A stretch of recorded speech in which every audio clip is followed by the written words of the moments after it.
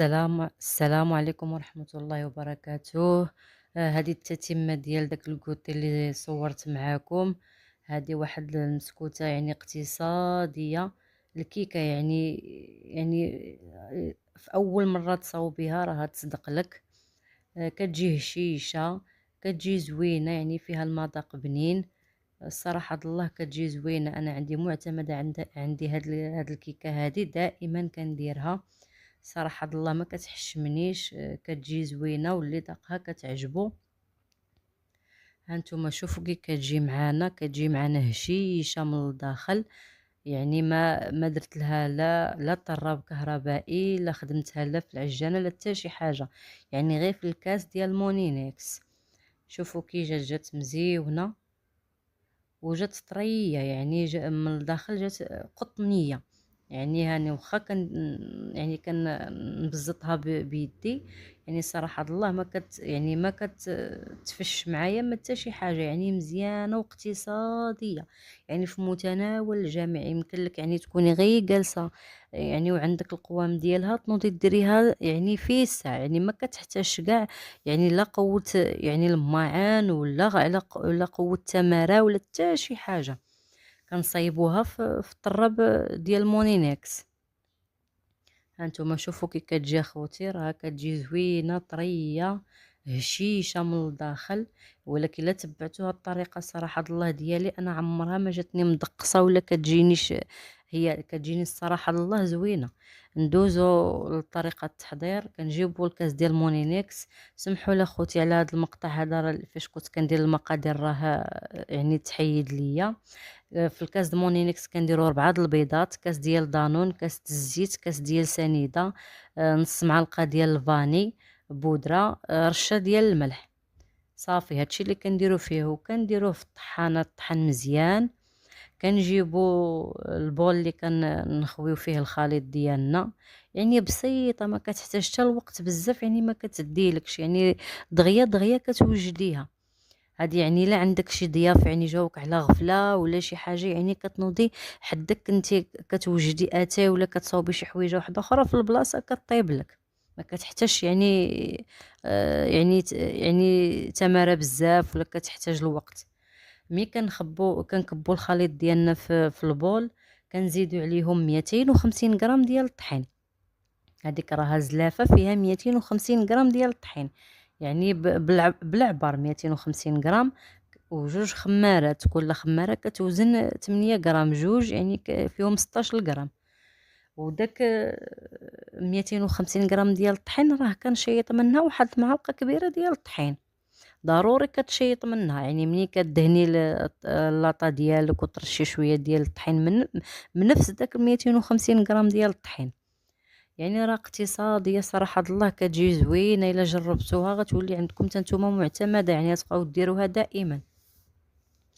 كنخلطو شوية، يعني داك 250 غرام ديال الطحين ما كنديروهاش كلها في دقة، يعني كل مرة كنرميو شوية.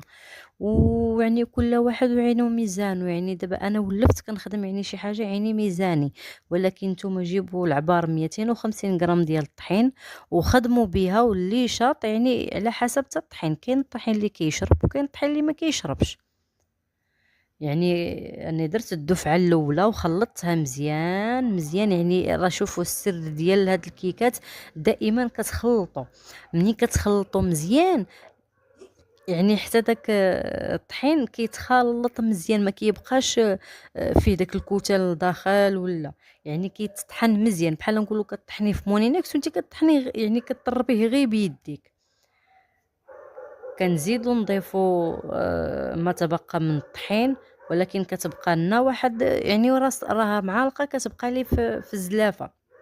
كنجيبو المول ديالنا اللي دهناه بالزبدة ورشينا عليه رشيشة د الملح من داك عفوا رشيشة ديال الطحين، من داك 250 غرام ديال الطحين كنحطوه. دائما من نبغيو نخويو الخليط ديالنا نهزو يدينا للفوق باش داك الهواء ديالو يعني كيخرج، ما كيبقاش من الداخل، باش ملي كطيب ما كتلقاهاش متقبه من الداخل، كتكون شي بلايص خاويين. هذا هو من السر ديال الكيكات باش كينجحوا. ومني كنكبّو الخليط ديالنا هاد المرة ما درت لها حتى شي حاجة، يعني ما درت لها لا كاكاو من الداخل لا حتى شي حاجة، كندير لها غير شوية ديال الشكلاط حبيبات. كنكبّو الخليط ديالنا كلّه و ونزيد نقول لكم بأنه الفران عندي راه ما مشعوش، راه الفران طافي بارد، يعني كندخل الكيكة ديالي باردة. يعني أنا دابا يعني أنا عارفة الفران ديالي يعني كي كيدير يخدم، يعني شي فران د الغاز نصحك يعني يكون لاصق في الحيط باش ما تنفسلكش داك التقابي ديال الفران يخرج لك العافية، يعني داك الصهد ديالها ولا كيخرج ما كيطيبهاش مزيان. ودخليه على نار باردة يد الفران، وديري لها 35 دقيقة وطلّي عليها إلا شميتي الريحة ديالها، وتقريبا أنا ملي هذا كتخرج ليا 45 دقيقة عاد كطيب. منين طابت الكيكة ديالنا أنا معاكم ها نتوما خوتي راني خرجتها من الفران، كنقيس بالموس ديالي كنشوف شي بلاصة واش يعني مازال إلا لقيت مازال فيها شوية ديال الطحين راني واخا نلقاها غنردها، يعني ما غتوقع ليا حتى حاجة. ما لقيت شي صافي الموس كيخرج ناشف. وهانتوما خوتي راها محمرة كلها، يعني أنا راه كنحطها في الفران ما كنهبطهاش كاع لتحت تحمر، كنحطها من الفوق كتحمر كلها، هي داك السر باش أنا كندخلها على الفران بارد باش كطيب على خاطرها والعافية قليلة. ومنين دابا درناها في الطبق ديال التقديم أخوتي على خلاص. أما التزيين راه اللي عندكم نتوما والمتوفر عندكم في الدار، أنا عندي الكونفيتور غندهنها بالكونفيتور، ويعني وانتوما اللي عندكم في الدار، يعني واخا ما عندكمش هادشي كله يمكن لكم تحطوها هي هذيك، يعني ما فيها حتى حاجة، هذه في حالة ما عندك حتى حاجة. إلا عندك الكونفيتور دهنيها، عندك الناباج دهنيها بالناباج، عندك العسل دهنيها بالعسل، يعني اللي بغيتي. كندهنوها بالكونفيتور. وغندير لها أنا كاوكاو إيفيلي اللي كان بقالي من داك الكيكة. كندير لها دابا أنا وليداتي بعض المرات ما كيبغيوش كلها تكون هكا بكاوكاو ولا كاوكاو مهرمش ولا ما كيبغيوهاش، يعني كيبغيو بحكا غير الشكلاط ولا يعني. كندير لها أنا نص هكا ونص هكا، غندير نص ديال فيرميسيل الشكلاط وغندير نص ديال الكاوكاو إيفيلي، يعني باش اللي بغا ياكلها يعني كيكة وحدة نخرج منها 2 شكيلات، يعني اللي بغا هاد الشكيل اللي بغا هاد الشكيل، على كل واحد على شنو بغا ياكل. كيف ما دهنت معكم اخوتي الكيكة ديالنا دهناها، دابا غنديروا لها شوية ديال الكاوكاو إيفيلي، غنقسمها في النص، يعني غندير نص فيه كاوكاو إيفيلي ونص فيه الشكلاط فيرميسيل. وصدقوني خوتي كتجي زوينه وهشيشه الا تبعتو جوج نصائح ديالها. النصيحه الاولى هي الفران دخلوها يكون بارد في الفران، وديروا النار قليله يعني قليله، وكحزوا الفران عندكم من الحيط. الا انا كنقولها لكم راه سر النجاح ديال الكيكات بحال هادو خصهم يكون الفران لاصق في الحيط. والسر التاني خوتي هي فاش كنجيو نطربوها، راه حنا كنطربو الخليط مزيان، ما كنخفوه ما كنتقلوه. الا تقلنا راه غتجينا كونوا على يقين بان غتجيكم من الداخل معجنه، وتقدر راها تبان لكم طلعات وفاش تخرجوها تحطوها في الطبله راها تفش. يعني ما تخفوها ما تثقلوها، راني وريتكم الطريقه ديالكم كيف عينكم ميزانكم. الا كتبتوا رقم 8 وهبط لك الخليط في ساع عرفوها مازال خصها شويه ديال الطحين، وإلا كتبتوا رقم 8 وبقى كيهبط غير بشويه بشويه عرفوها راه بارك عليها من الطحين. هذه هي خوتي الكيكه ديالنا ساهله، ما فيهاش بزاف ديال التعقيدات، عاديه. يعني هذه شي كوتي ديال شي ضياف جاوك على غفله دغيا دغيا تصايبيها. وشكرا لكم اخوتي، وإلا عجبكم هذا الفيديو ما تنساوناش بالاشتراك وتفعلوا الجرس باش يوصلكم كل جديد ديالنا، وما تنساوش البصمه. الله يجازيكم بخير، وشجعونا الا كان شي تساؤلات ولا شي حاجه بغيتوها كتبوها لنا في لي كومونتير. هانتوما خوتي شوفوا كي جات الكيكه، راها جات زوينه وهشيشه من الداخل. الصراحه الله نعيا نشكرها لكم، ولكن راه الصراحه الله كتجي زوينه. يعني كنديرها صراحة الله عمرها ما حشمتني، زعما كنبغي نصاوبها على غفلة ولا هادي كتطلع لي زوينة. ها نتوما خوتي شوفوا كي كدير، يعني راه هشة من الداخل وقطنية. انا غنقسم معكم واحد الطريف وتشوفوا كي كتجي من الداخل. هذوك راه داك الشكلاط الداخل غير داك حبيبات ملي كيذوبوا كيعطيو داك الشكل للداخل كيجي زوين، حسن ما دير لا كاكا ولا حتى حاجه، يعني في حالة ما عندك حتى حاجه. حتى داك الشكلاط فيرمي داك حبيبات حتى الا ما عندكش، قبطي غير جوج شكلاطات ولا ثلاثه الشكلاطات وقطعيهم ورميهم معاهم في الوسط، حتى هما كيجيو زوينين. يعني اللي عندك في الدار هاد الكيكة اسهل كيكة، يعني متناول الجميع، اللي عندك في الدار يمكن لك تصاوبي بها، وانا درتها غير بالكاس.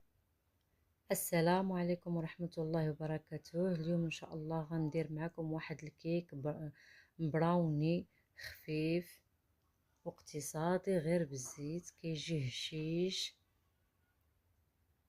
هانتوما كتشوفوا معايا كي داير قطني، يعني اسفنجي وخفيف تا من الداخل، كيجي كله مخرج كما كيقولوا، يعني مثقب هشيش بزاف. وتبعوا معايا الطريقه من الاول حتى الاخر لا فيديو، ونتمنى يعجبكم هاد لا فيديو هاد النهار، وندوزو ان شاء الله لطريقه التحضير. ان شاء الله غندوزو دابا. عندنا كاس ديال الزيت ما عامرش، يعني بحال نقولوا كاس لاروب ديال الزيت، كاس لاروب ديال سنيده. عندنا جوج بيضات، كاس ديال دانون ديال البنان، عندنا الفورس، عندنا جوج كيسان ديال العنبه، عندنا جوج خمارات حمر، عندنا فانيا. اللي عنده شاصي د الفاني ديرو، اللي عنده الروح هذا د الفاني غبره يديرو. كنديرو معلقه صغيره ديال الفاني. كندوزو ان شاء الله للخلاط الكهربائي، كنديرو فيه كاس كاس لاروب سنيده، كنديرو فيه جوج البيضات، كنديرو فيه يعني معلقه صغيره ديال الفاني، بودره الفاني، كنديرو معاه رشيشه ديال الملحه باش كنحسنوا الذوق ديالنا، باش كنوليو نتمطقوا اي مذاق عندنا درناه في الخليط ديالنا. كنزيدو معاه كاس ديال دانون كيف ما كتشوفوا، وغنضيفو ان شاء الله معنا حتى الكاس ديال الزيت، يعني كاس العنبه ما عامرش، يعني كاس لاروب ديال الزيت، كاس لاروب ديال سنيده. حيت هاد الكيكه هادي كنديرو فيها غير جوج بيضات، حيت المول ديالها صغير وكتجي عاليه بزاف. يعني الا كثرنا من البيض وكثرنا يعني درنا كاس العنبه كبير وهذه، يعني غتجي الكيكه غتفيض لنا على المول. ملي كنطربوا الخليط ديالنا وتاكدوا بان الا طربتوه مزيان تقريبا 2 دقائق ولا 3 دقائق هو كيطرب، راه غيجيكم خفيف من الداخل. دابا ان شاء الله غندوزو نديرو الطحين ديالنا. راه قلت لكم بان دايره جوج كيسان ديال العنبه، انا كنخدم عيني ميزاني، يعني على حساب الخليط، يعني ما كنديرو خفيف ما كنديرو ثقيل. يعني انا عبرتكم جوج كيسان ديال العنبه درتهم في الزلافه، منين غنقرب نسالي غنقول لكم شحال خرج ليا وشحال شاط لي ديال الطحين. يعني داك جوج كيسان كلهم راه ما غيدخلوش، حيت عندنا المول صغير وعندنا فيه غير جوج بيضات، والقوام يعني بحال نقولوا ناقصين شويه، يعني راه ما غيستهلك داك جوج كيسان، غير انا درتهم ونشوف شحال غيبقى لي من بعد. كنضيفوا الطحين معنا وكنزيدوا جوج خمارات حمر، وكنبقاو نستمروا كنخلطوا الخليط ديالنا باش داك الطحين يمشي مع الخليط، ما يبقاش كاع كيبان لنا في الطحين. كنستمروا في التخلاط مزيان، طربوه البنات مزيان، راه محدكم نتوما كطربوه وهو كيجي بحال كنقولوا مخرج من الداخل، يعني مثقب. هو داك السر ديالو هي التطراب هذا، ماشي غير كنكبوا الطحين ونديرو هكا جوج طريبات وهذه صافي حد كنبان لنا الطحين بانه درك وصافي، لا. يعني خصنا نطربو مزيان باش بحال نقولوا كنخدموا بالباطور، كنخدموه بالفوي مزيان. باش كيتهوى، باش داك الطحين كيدخل مع الخليط.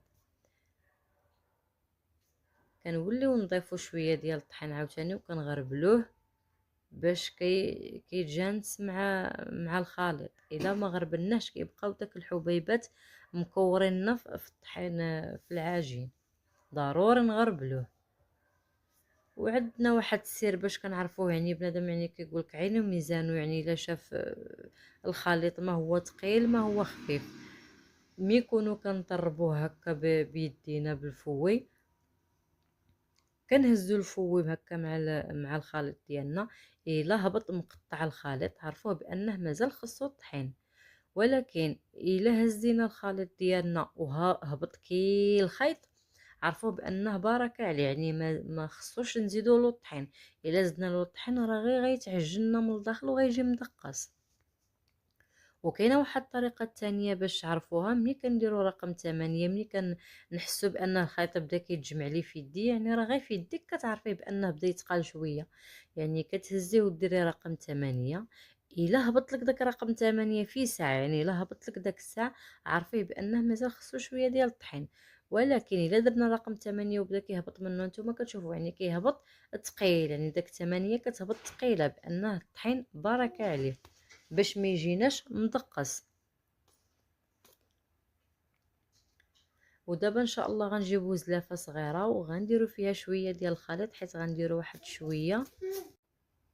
كنزيدو داك شويه ديال الخليط كنديرو معاه معلقه ديال الكاكاو، باش نديرو واحد كنديرو الطبقه الاولى بيضه، وكنزيدو داك الطبقه في الوسط كحله، باش كتجي بحال دايرين داك خط ديال الشكلاط. باش ملي كنقطعوا الكيكه كتشوفي من الداخل ديالها كاين التالي ديالو بحال الشكلاط كاين. وعلى حسب كل واحد، كاين اللي كيديروا بحال الشكل الرخامي ديال الرخامه، وكاين اللي كيديروا غير خط طويل. انا ان شاء الله دابا غندير معكم غير هكا سليته جايه في الوسط. وضروري تغربلوا الكاكاو، حيت راه كيكون مكون فيه داك الحبيبات باش كيجينا ليس مع الخليط. كنخلطوه مزيان كيجينا، يعني ما كيبقاش فيه داك اللون البيضيه ديال العجين، كيولي كله متجانس مارو. وكنخلطوه مزيان وغنجيبو ان شاء الله معنا غنحطو القالب ديالنا. هانتوما شوفوا خلطوا مزيان، راه كيبان لكم شويه مازال فيه داك العجينه بيضاء، ولكن غنطرب مزيان باش يولي متجانس، يعني يبقى يولي لي مارو كله.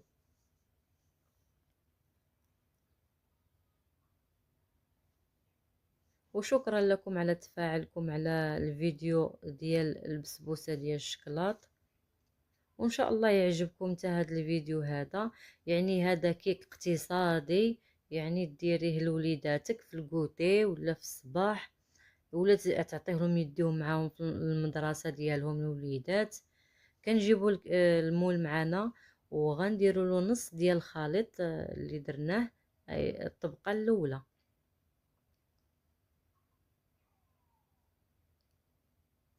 ضروري مي حيت كنكونوا حاطينها ضروري بحال كتقال شويه، خصنا نخلطوا. وهزوا يديكم من الفوق، ضروري تهزوا يديكم من الفوق باش داك الهواء ما كيتكونش لداخل ويدير لنا فقاعات، يعني كيهبط داك الهواء كيخوى من العجين. كنديروا الطبقه الاولى وكنجيبوا العجينه البيضاء اللي بقات لنا كنخليوها على جنب، ونجيبو داك شويه ديال العجينه كحله اللي درنا، هي اللي غنديروها في الوسط. كتجي بحال الشكل سليته هكا في الوسط، كتجي كحله.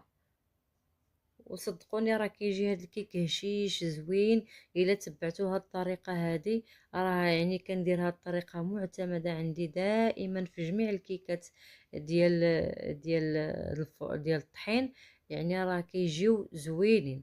والسر الثاني هو ديال الفرن.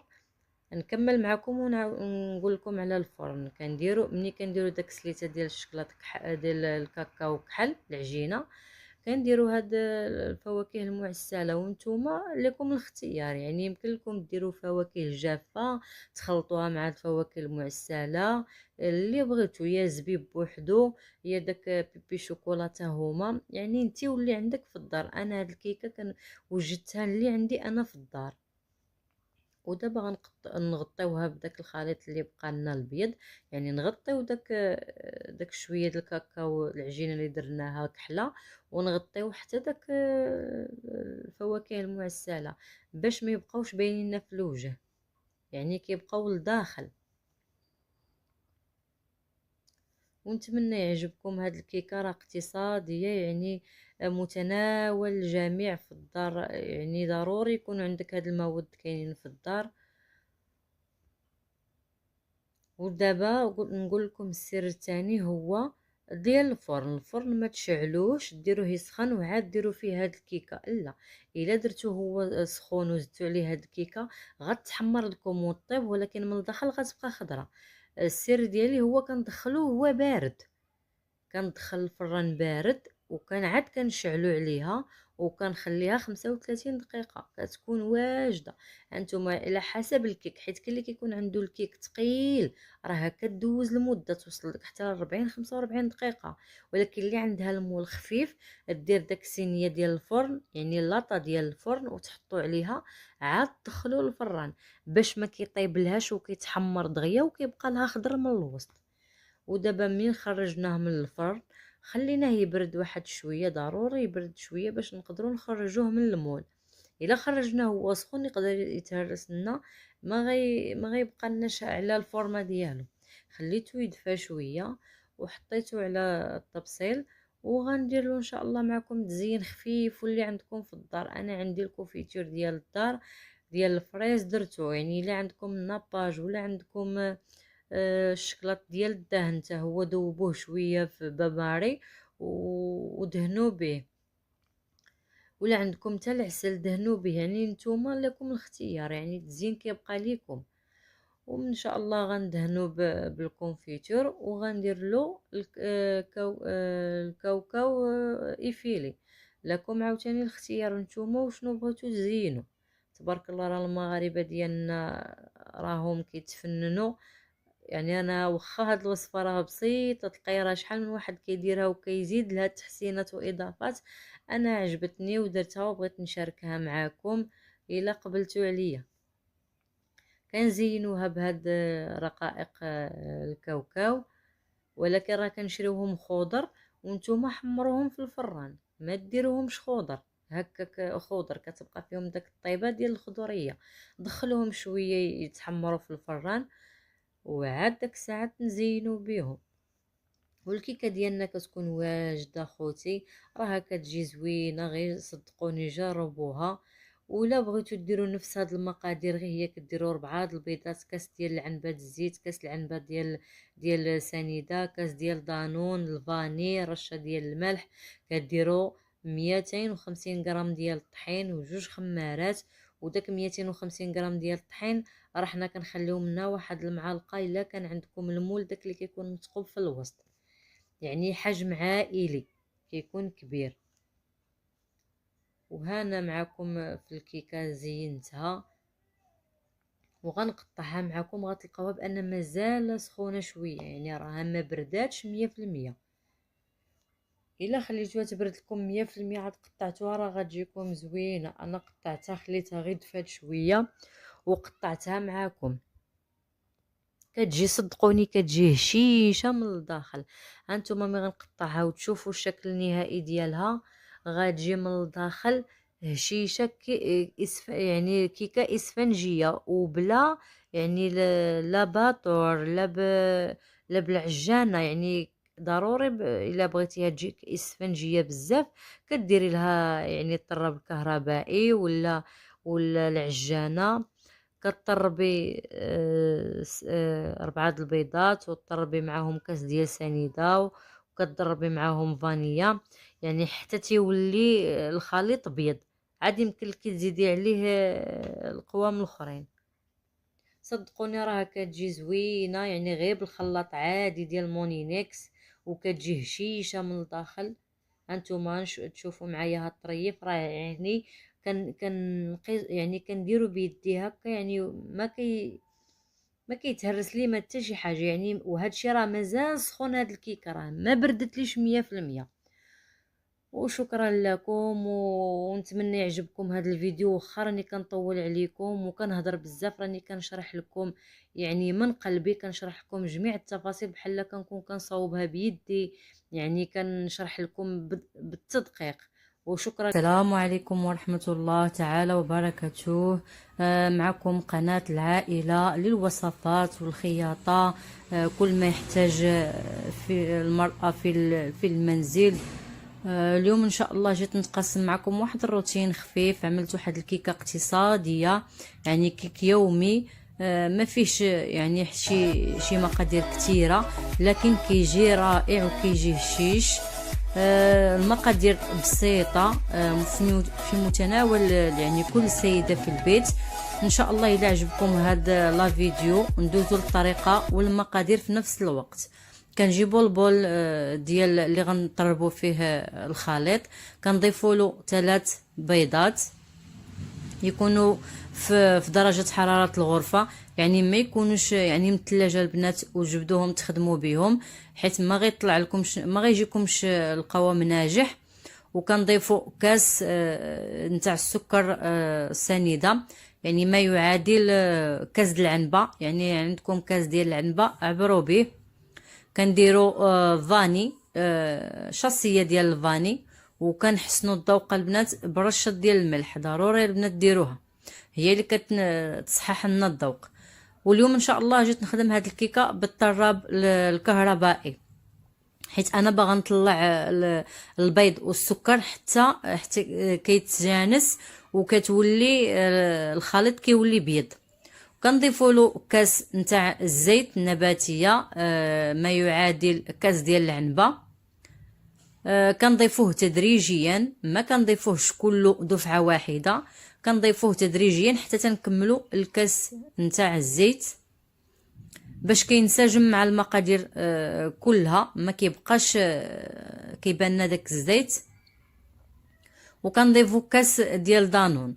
انا حاليا كندير يعني هاد الكيكه كتجيني بكاس ديال دانون بنكهه الموز، كيجي رائع. اذا عندكم كاس ديال التشين يعني ديال البرتقال او كاس ديال الحليب، نتوما شنو كتبغيو واللي عندكم يعني في البيت. كنضيفو من بعد ما كنطربو مزيان الخليط كله حتى تيتجانس، كنضيفو 2 شاصيات نتاع الخميره بيكين باودر، وكنضيفو الطحين. بالنسبه للطحين البنات كنخدم بالطحين يعني الممتاز، هو اللي كتجي به الكيكات البنات رائعه. يعني ننصحكم الا كنتو باغيين ديروا الكيكات، يعني خذوا الدقيق المزيان، يعني الدقيق المزيان راه كتجي به الكيك رائع. كنضيفوا البنات 250 غرام نتاع الدقيق الابيض، ما يعادل 3 كؤوس من الكأس العنبه، 3 كؤوس، و2 اكياس ديال بيكين باودر. كنستمروا البنات على هاد الطريقه نتاع الخفق.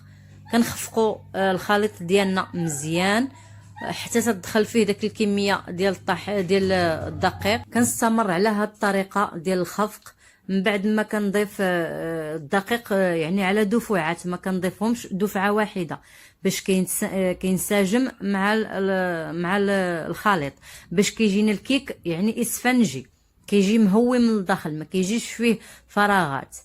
يعني هذه هي الطريقه ديالي المعتمده عندي في الكيك، يعني هكا كنخدم به كيجيني رائع وكينجح لي، يعني في اول استعمال راه ينجح لك البنات. تبعوا غير الطريقه، والطريقه راها سهله.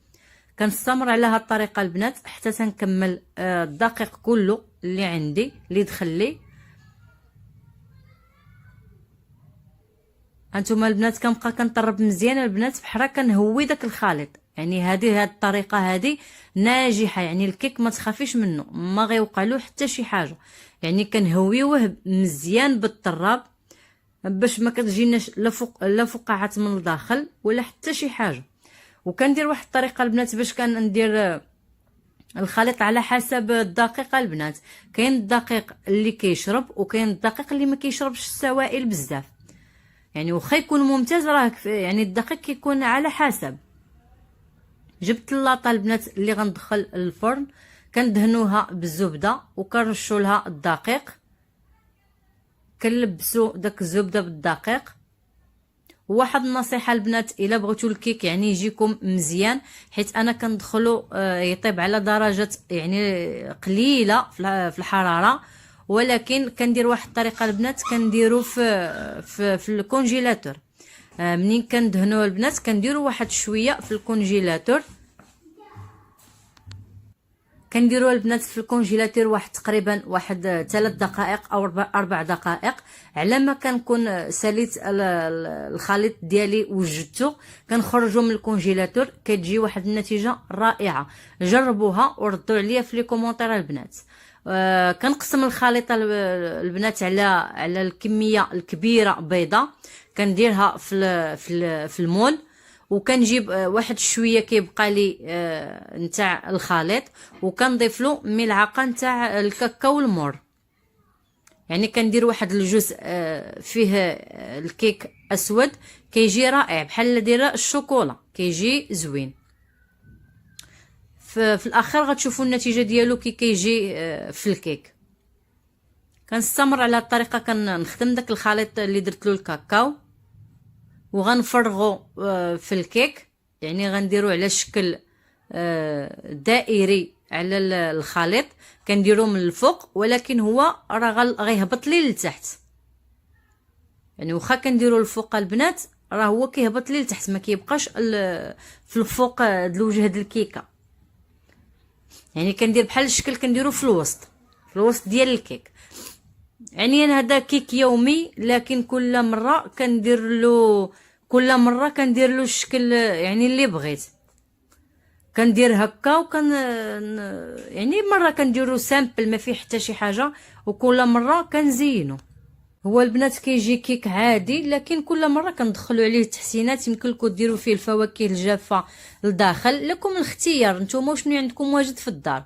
كانت عندكم غير هكا واجد فقط، كندخلوا البنات على درجه الحراره منخفضه.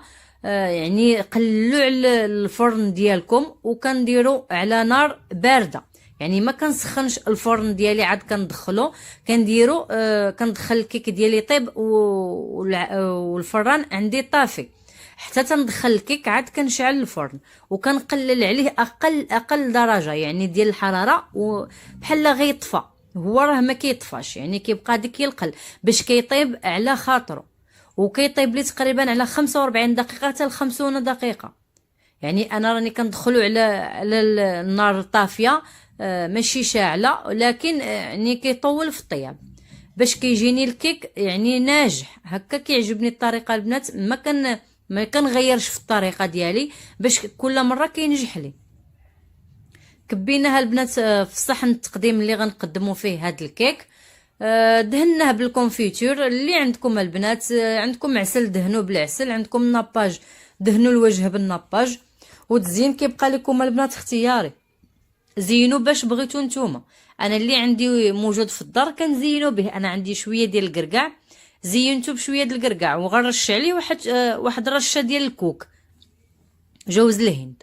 نتوما البنات لكم الاختيار، يعني اللي عندكم واجد في الدار ديروه. يعني هذا كيك اقتصادي ويومي، يمكن لك ديريه يعني جوج المرات في الاسبوع. لوليداتك تشربي بهم قهوه في العشيه، يديهم معاهم الوليدات الكوتي ديالهم المدرسه. لكن الاختيار. هذا هو الكيك ديالنا البنات، راه كيجي هشيش، واحد الطراوه فيه لا توصف البنات. غير في النظره راه تبان لكم، ولكن في الشكل والمذاق رائع. نتمنى البنات الى عجبكم هاد لا فيديو ديال هاد النهار. ما تنساوش تدعمونا بواحد اشتراك ولايك وسبسكرايب باش يوصلكم كل جديد. وشكرا لكم المتتبعات ديالي القدام، واللي دخلوا عندنا جداد مرحبا بكم في قناة العائلة للوصفات الاقتصادية وتعلم الخياطة للمبتدئين والنساء اللي جالسة في الدار. هذا هو الشكل البنات النهائي نتاع الكيك ديالنا. غنقطع معكم واحد المورسو وباش تشوفوا يعني الهشاشه نتاع الكيك. هانتوما البنات راه كنقطعوه عادي، يعني ما كيتفرتلش، ما كيضيعليش ما حتى شي حاجه، بالعكس يعني متماسك، ولكن راه هشيش، حيت انا خدمته هاد المره البنات بالطراب. يمكن لكم البنات تخدموه غير طراب يدوي او بالمولينكس، حتى هو كيجي رائع البنات، يعني كل طريقه وكي كتختلف. هانتوما البنات شوفوا الشكل كي كيجي البنات بحال كيك اسفنجي، يعني بحال كي غنفسر لكم البنات. يعني هانتوما في الشوفه، وردوا عليا الا عجبكم هاد لا فيديو، ردوا عليا ان شاء الله في لي كومونتير، شي كومونتير زوين، حفزونا وباش نزيدوا معكم شويه في القناه ونعطيوكم واحد الوصفات يعني اقتصاديا بالنسبه لهذا الوقت هذا ديال غلاء الاسعار. الله المستعان معنا وصافي. يعني كنبغيو نفرحوا وليداتنا باي شيء عندنا موجود في الدار، ما نكلفوش على راسنا ما حتى شي حاجه، يعني اللي موجود عندنا في الدار. هذا هو الشكل النهائي نتاع الكيك يومي اقتصاد ديال البنات، كيجي رائع. الا عجبكم هذا الكيك نتمنى تدعموني بواحد اشتراك وواحد البصمه وشي كومونتير زوين اللي يحفزنا. وتحيه لكم الاخوات اللي معنا في القناه، وبسلامه عليكم الى فيديو قادم ان شاء الله. مع